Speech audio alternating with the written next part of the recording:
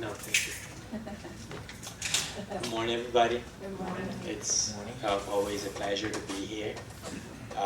In this morning, this moment that we took to come here and come not only in the companionship of people who, like us, are trying to improve their lives, or maybe became touched at one point in our lives, that we think it is important to take time, sometime from our normally very, very busy life, and come here together, not only this Sunday, but in the studies of Spiritism, etc., so that we can maybe get in touch with that very deep and real part of us, which is our spirit or spiritual essence.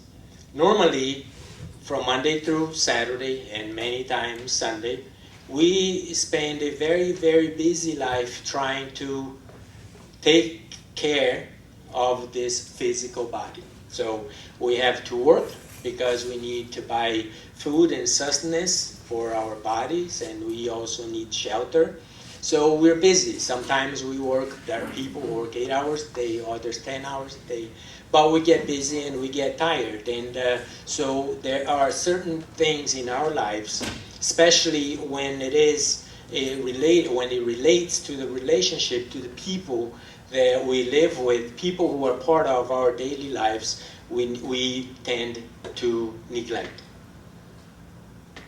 But everything that we do in life, and including not paying our bills on time, that we're going to see that our credit score is going to go down and we're going to have problems getting loans in the future.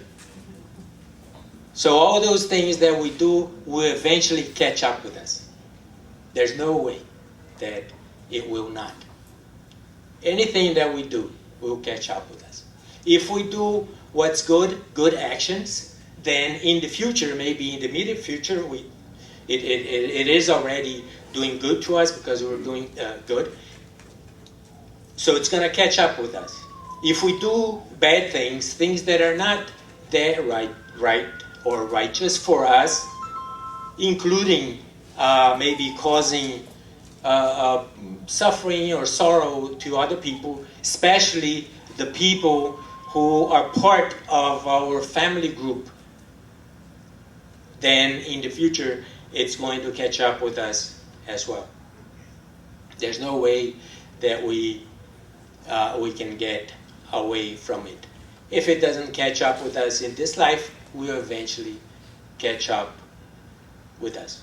So we live all this very, very busy life, and most of humanities don't think about those things in their day-to-day life. So normally, and that is from my experience working in the past with people who are approaching death, I have learned. So those people, like, they're diagnosed with a terminal illness, and their bodies, their energy, their organs start to become weak. And that happens with a lot of people when their journey on earth ends or is ending, and the new life is going to start. Their transition from this earth life to the spirit life. So at that moment, when your body is weak, you have no energy, you don't have to worry about going to work the next day. Your fate on earth is already sealed. You know that what's going to happen. You cannot many times move, especially if you are in a hospital. Then there is one place, and one place only, that you can go. And that is within your own self. And it so happens, it's so marvelous that there is this thing in us, and that is the Spirit talking to us, that we don't even have to search for what we have done in life or what we have done right or wrong in life. It jumps at you. It jumps to your consciousness. And then you have all that processing while you have no place to go. You're not, at the time of a transition is not yet come. And then you start evaluating your life.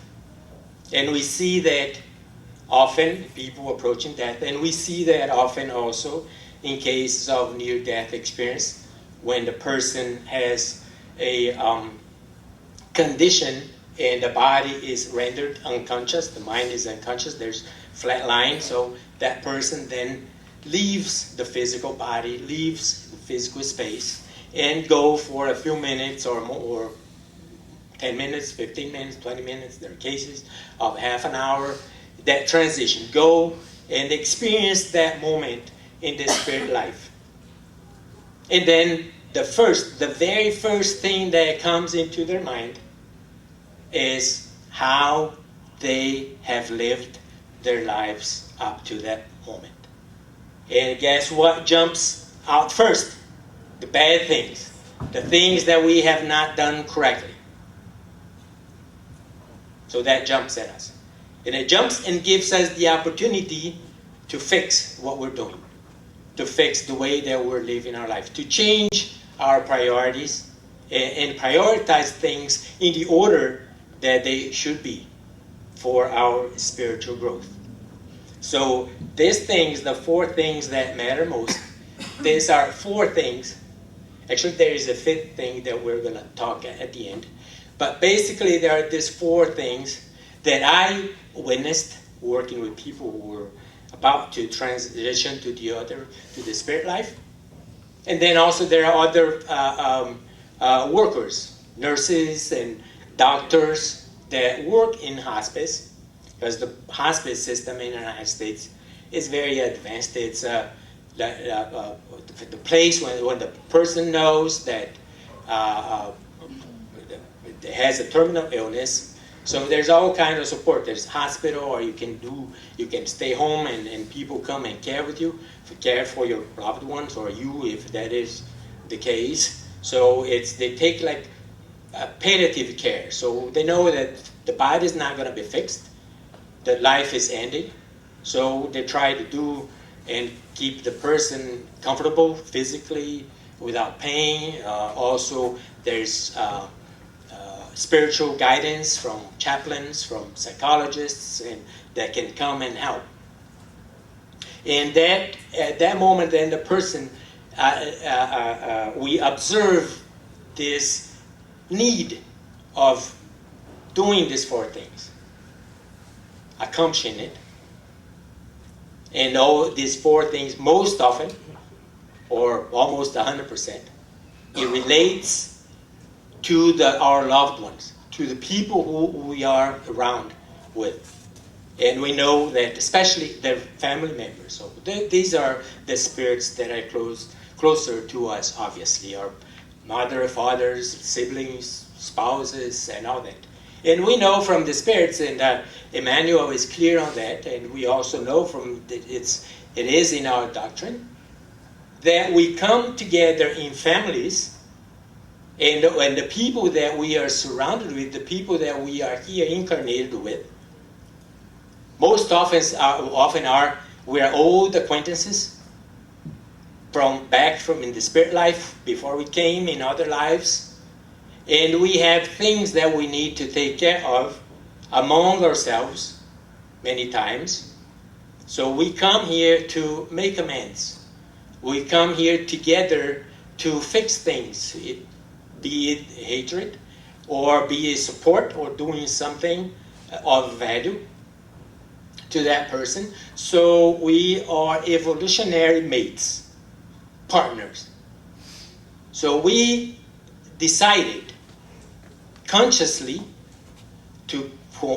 before we incarnated, to come and join this group of spirits that we knew, to help each other advance in their evolutionary path, get better.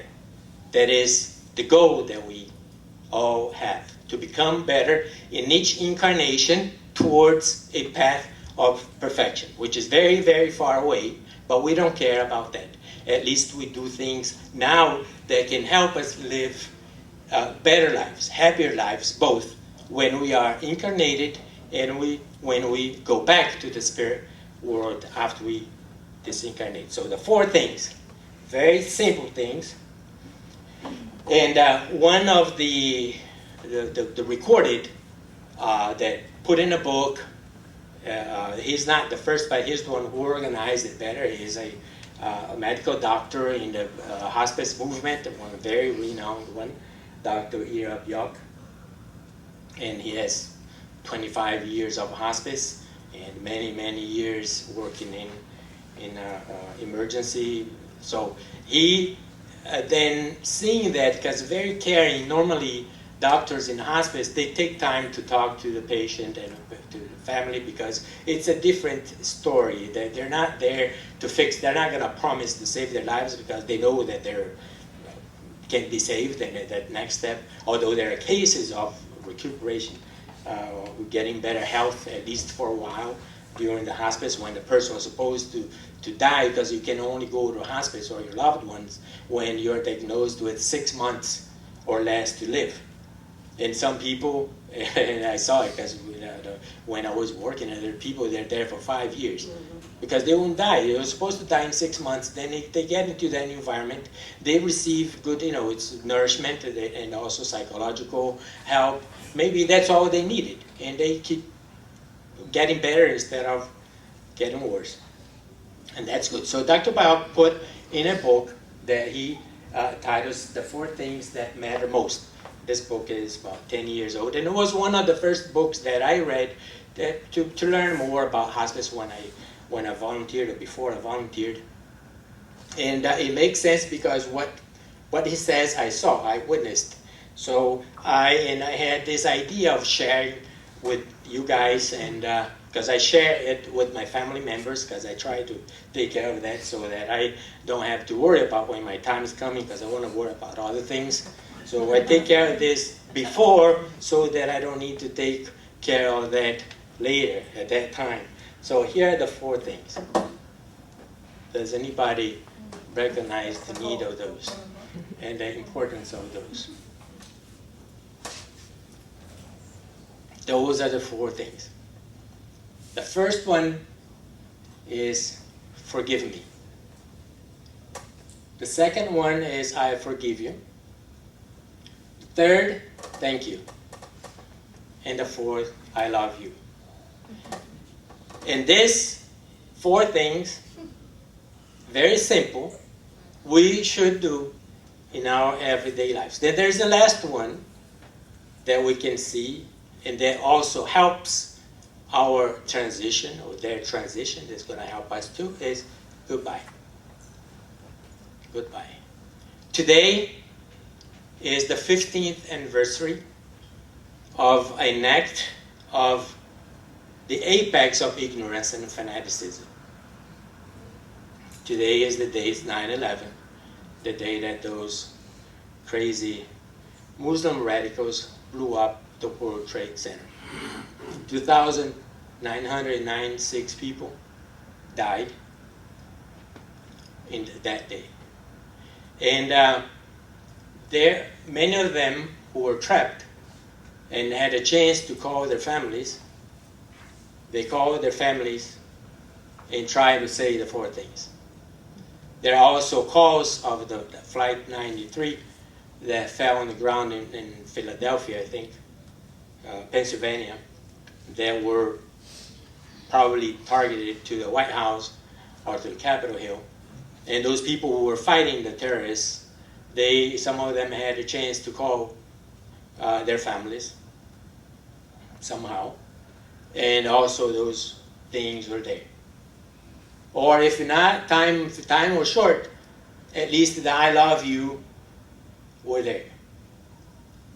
I read about this person. He was one of the quote that because they recorded and some were released. The man very calmly, none of those 2,996 people, except the hijackers, knew that they were going to die that day. They didn't know. They went there happily. You know, it was a beautiful day in New York. Sunny, if you all remember. It was a nice day. So all of them went there happily, as they go every day, drinking their coffee when that thing happens. So there's one on the calls, this man, very calmly. First, he told his wife about his insurance policy. The insurance policy, that you take care of that, it's everything. It's there, you know where it is, you know what to do with it, so you take care, use this money, take care of the children, and then I love you, forgive me, I forgive you, goodbye. So there's closure. And we know, when I was reading it, I see that first the peace that this man had to be cool enough in that circumstances to give those directions. Then you close. Then you're ready to go. I don't know, maybe he knew that there is life after that. Maybe he didn't. But anyways, he acted as such, calmly, as if he had organized everything before his departure to the next stage. So, but now, everything that we do, be it good or bad, positive or negative, we are the first ones to either profit of the good that we're doing, because that is, the goodness is reflected, the goodness that we do to others is reflected in our physical body, in our physical appearance, in our emotional health, all of that. The opposite is true. If we do bad, or if we hurt people, we are the first ones also affected negatively, because that affects our health, obviously affects our psyche, and affects everybody, and people even around us, the energy around us. So, and we know that we are in this incarnation, or every incarnation, or even after this, this incarnation, we have one goal in mind. We have one job to do. And that job is to work on our own evolution, spiritual, moral evolution. We do that ourselves. We are lone wolves in that sense, because we work in that individually. People who are around us, people who we share our lives with, people who guide us, be our parents, be our whoever, teachers, whatever, they are helpers. And their help is welcome and useful. But ultimately, our journey is individual. It's us. It's us. So when it comes to do things that we should do, things that will help in our evolution, our progress, we should take it seriously, because it's going to benefit us. We are the first, either with the reward that we get from doing what's right, following God's laws, there's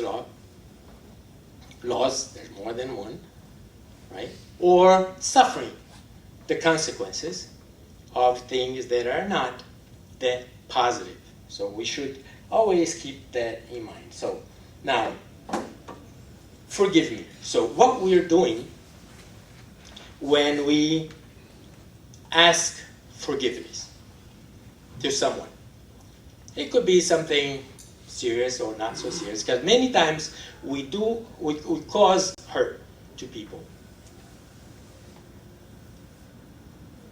Intentionally, sometimes, or in the heat of things, in the heat of an argument, or sometimes unintentionally.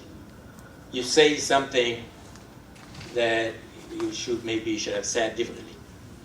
It also depends on the sensitivity of that person that you're saying. Some people sometimes, I have this problem with my wife, sometimes I tell a joke, and she take it wrong, and then then I need another day or two to explain that that was not the thing. It was just something that it was not meant. It was not intentional. So sometimes that happens. So what are we doing when we forgive someone? What we're doing? We are practicing humility. And humility, as we learned from the great example of the most humble people in the world, Jesus of Nazareth, Jesus Christ, humility is one of the virtues that we must master in our spiritual evolution. That's one top. So when we do something, we're able, we say we bring ourselves to that. We are practicing humility, so we are doing good to ourselves. We are recognizing the mistake that we made. We made a mistake. We recognize it. We become humble enough, and we acknowledge to the other person that we screwed up, and screwing up is one of the biggest things that we do as humans. One day we sure will decrease the level of the screwing up, but so far it's very present very often in our lives, but working towards that. And we are having the courage. We're being courageous enough to recognize a mistake that we made, and we acknowledge and we admit it. We admit that we made a mistake. Now, to admit that we are wrong is something that's very difficult in our lives. That was one of the things that Freud found out with his clients. It's very difficult to say that you're wrong, right? But we, in this case, we are recognizing that we are wrong. We admit it, and that's good for us too. Now, we are also recognizing that we as evolving spirits, we have limitations, and we are fallible. So it's okay. So the same time that we're recognizing all that and that we're asking someone to forgive us, at the same time, we can use and apply that to forgive ourselves. And we all have these little things that we did in life. Some things that we don't mind telling other people. Some things that we don't want to share with other people because it's not.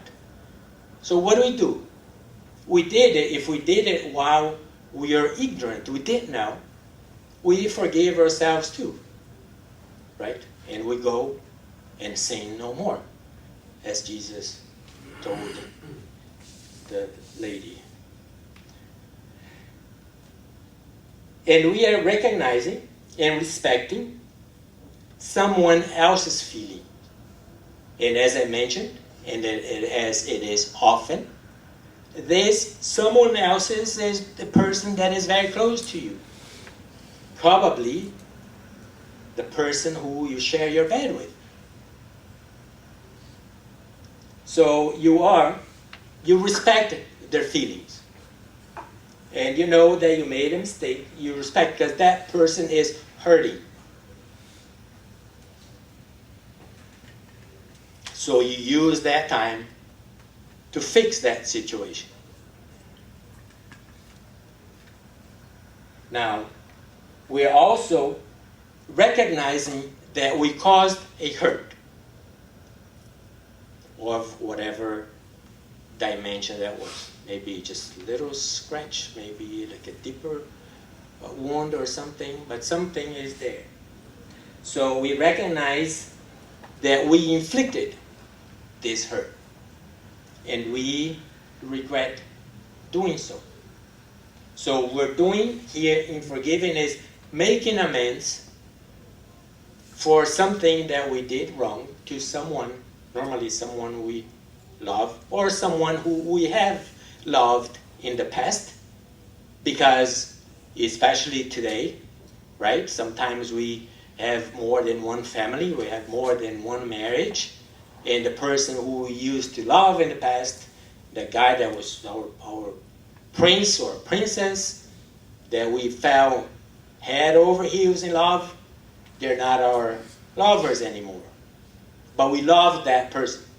That person was part of our lives, part of our growth at one point in our lives. It was a person that at that time helped us also in our evolutionary path. So there's merit in there.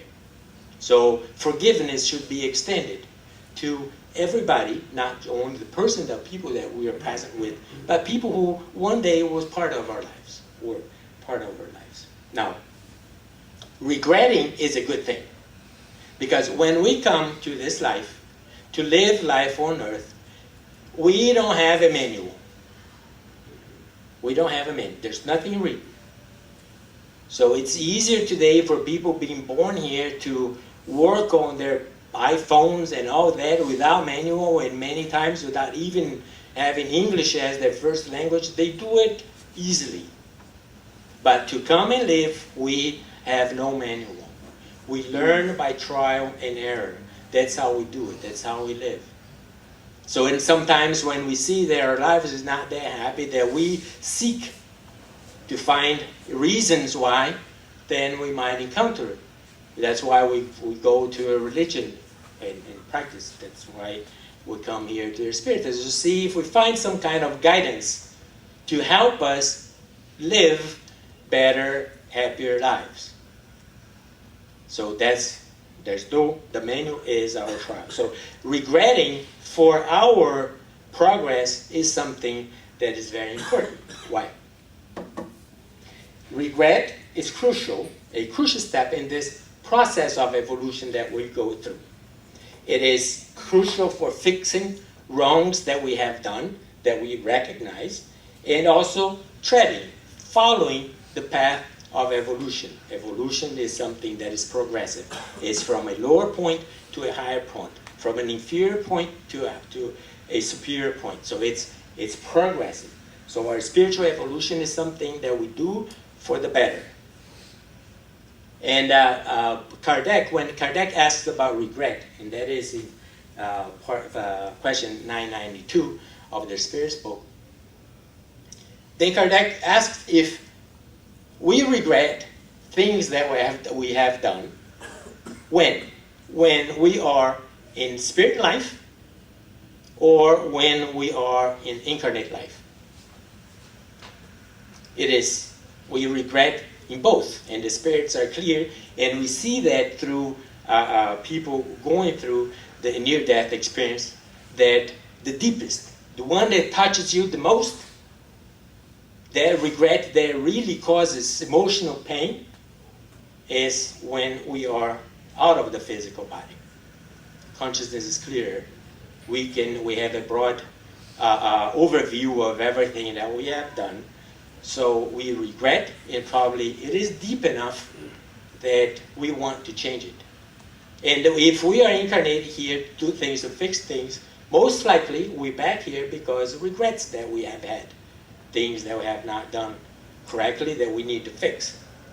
So the spirits say that we regret also when we are in the spirit world. However, this regret can also play a role here. It can touch us while we are in the physical state, when we are still incarnate.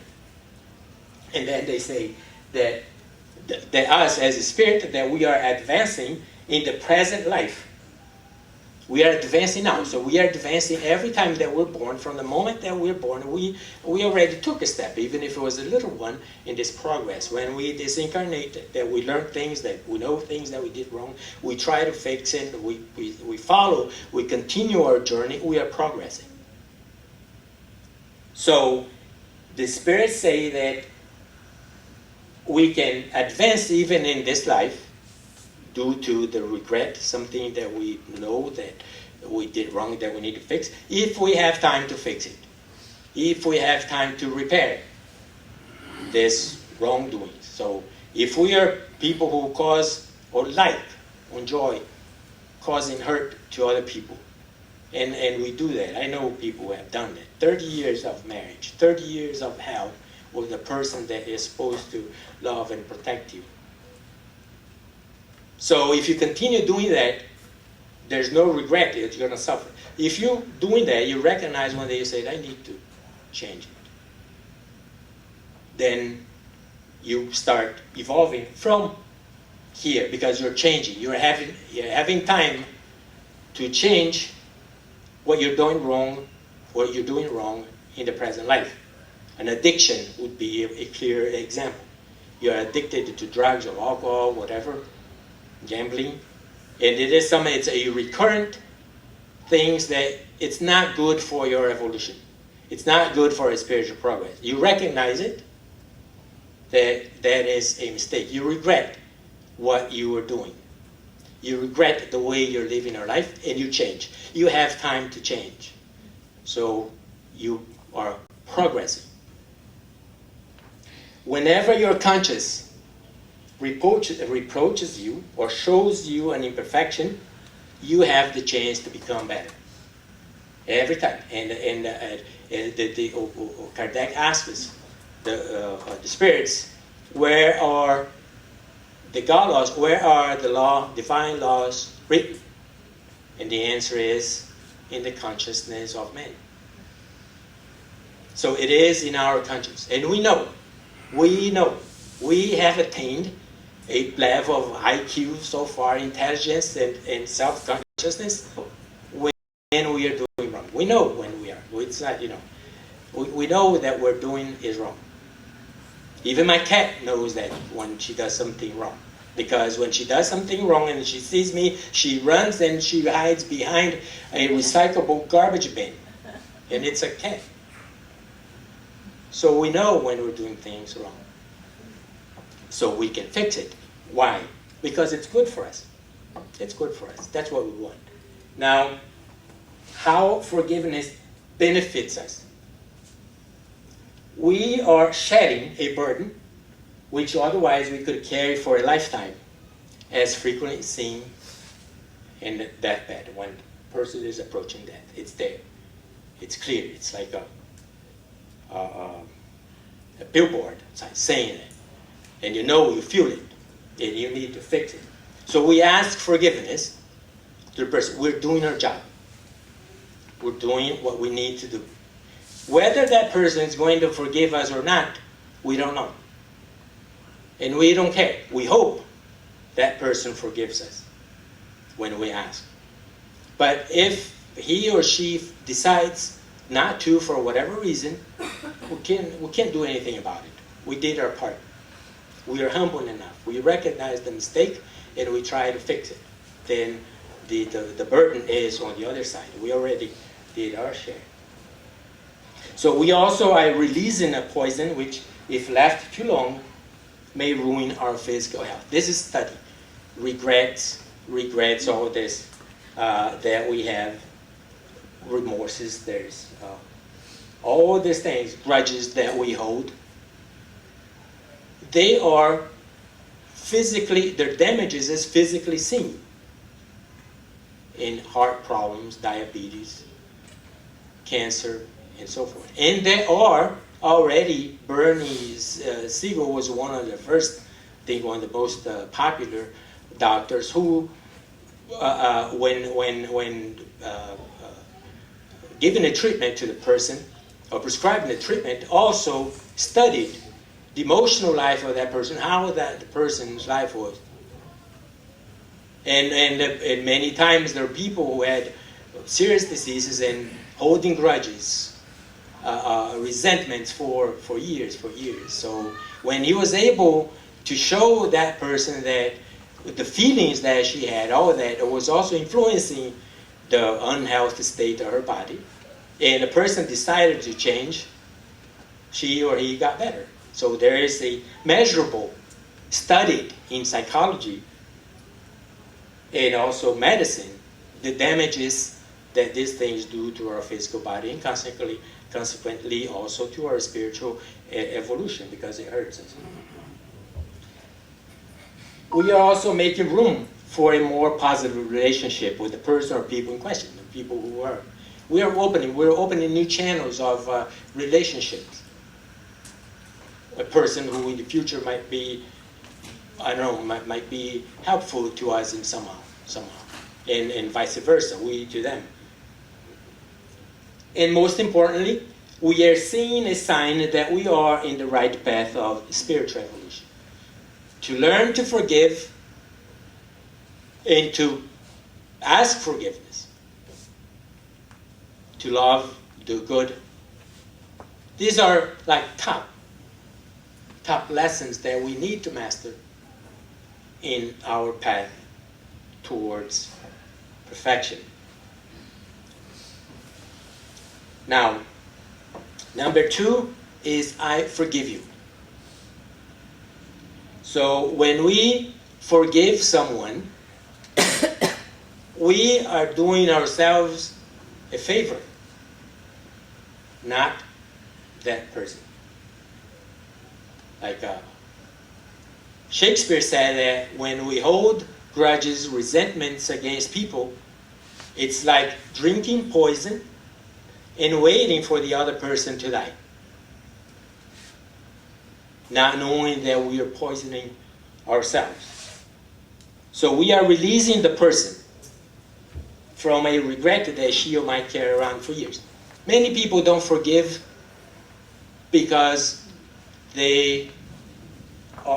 their ego. It's too demeaning for them. They're too proud to bow to you and ask you for forgiveness. Some people are like that. At least during their lifetimes, when they're healthy. Because I have seen grown men crying because of that. And I have noticed and seen that people who were supposed to die, all the signs of disincarnation was there. But they would not let go until the moment that they had to ask someone forgive or offer someone forgiveness. We can see that in one of the jobs of social workers and chaplains and psychologists in hospice is to try and locate that person. Either bring the person there to the bedside, or if it's not possible, then call the person on the phone and resolve that issue. Because all those things, this remorse, this resentment, this lack of closure in our relationships will not make our passage easy. Now, we also recognize in the limitation and fallibilities of that person as evolving spirit, just like us. We are all in the same boat. We are all evolving. We are no different than each other. We make the same mistakes, right? And we approach those mistakes in our lives in different ways. But basically, we are all here trying to become better, each one of us. And we are practicing compassion, benevolence, tolerance, understanding towards the person who hurt us. And these are also compassion, benevolence, tolerance, understanding, are the qualities that Jesus came not to teach, but he showed us. Or he taught us by doing it, by walking his talk. This is how you need to live your life to be more useful, right, to yourself and society, to evolve, to get better. They're all here. So every act that we do, it's the first beneficiary is us. And obviously, the way we change, the way we act our lives, in our daily lives, we're going to influence people around us. Those people who are closer to us. They see how we act.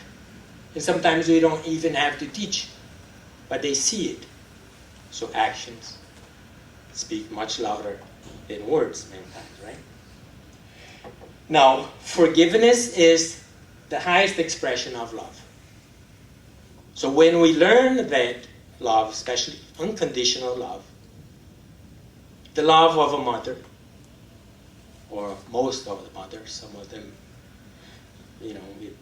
some children maybe would rather not be born, should have made another choice. But normally, the mother love, is like close to this unconditional love.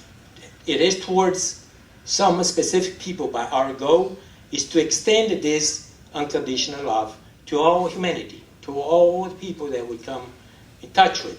But normally the people that we come in touch with first is stronger are the people close to us in our families. So a love, according to Emmanuel, is one of the wings that we fly us to perfection. The other one is knowledge. So we evolve in knowledge, we evolve in love, then we evolve in knowledge, we are in the right upward path. André Louis says that forgiveness is the remedy that heals the sick soul. That we can see that, we can witness that, and we can feel that in our lives if we do that. We feel it in our guts. And when we clear the way, it feels much, much better. Life is lighter. So we have from Dr. Bach that feeling resentful toward the people we love or once loved, feeling distance from them erodes our own happiness. It's our own happiness. It's us, because it is us putting that junk inside or leaving that junk inside. So we're doing ourselves a favor. And we have this Angela Morrow. She is also works in hospice here as a nurse. Forgiveness is ultimately a gift we give ourselves. We're not giving the other person. We are helping the other person, of course. But it is something that we do to us first. When we forgive, our spirit is set free of anger and resentment. We become much lighter. Life easier. We can almost float. Now we have this from the book of Living and Dying, the Tibetan book, that through forgiving and being forgiven, we purify ourselves of the darkness of what we have done in this life and prepare ourselves most completely for the journey through death. And we see that it is a recurrent episode. It's a recurrent happening when people are transitioning. It's a hurdle. It becomes a hurdle when those things have not been fixed. Third, thank you. There's more hunger for love and appreciation in this world than for bread, says Mother Teresa, now a Catholic saint.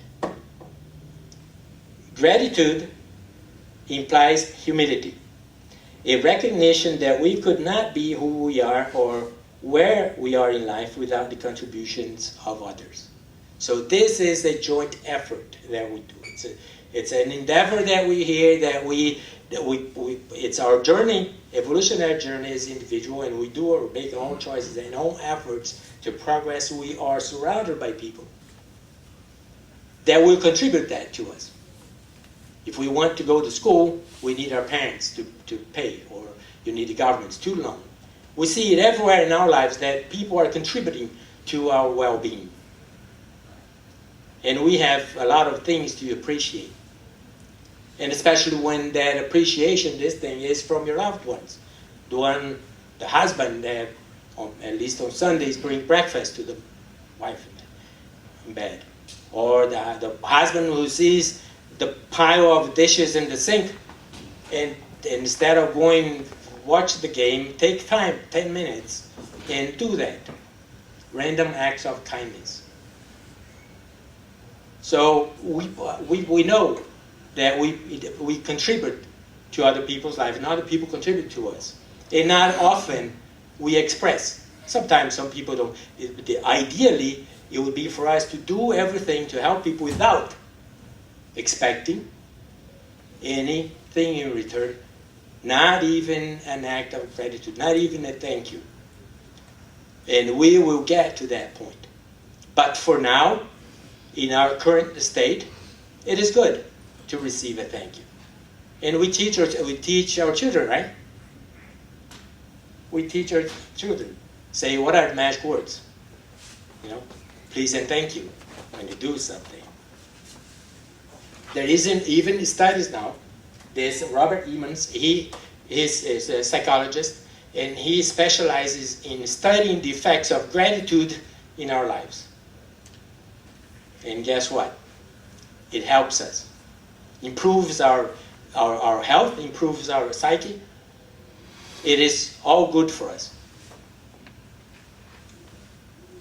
In gratitude, we remember the contribution that others have made for the sake of our well-being.